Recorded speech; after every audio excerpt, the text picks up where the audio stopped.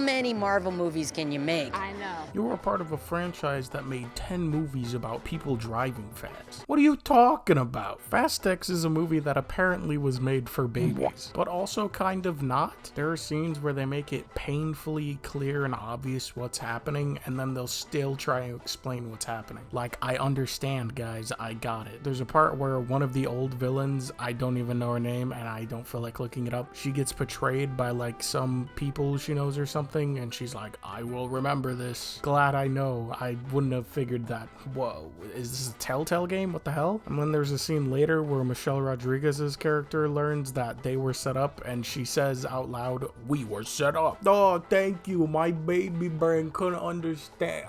Oh my god. Oh, now I get it. It makes sense now. I get it. And nobody really has a character or anything. What can you tell me about Dom in this movie? He loves his family? Or Tyrese trying to be the boss or whatever? Was anyone really invested in that whatsoever? Like that scene near the end of the movie where Ludacris and Tyrese are starting to make up and get their bromance going again. I was sitting there so bored, like who cares? Are you yawning?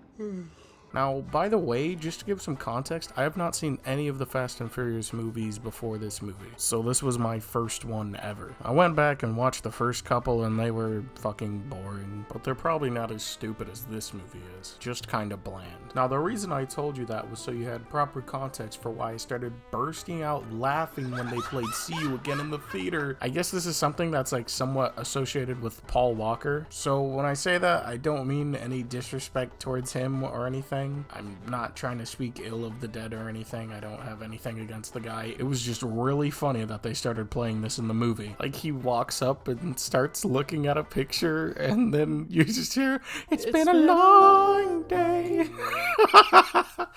Oh my god, like, why? That actually is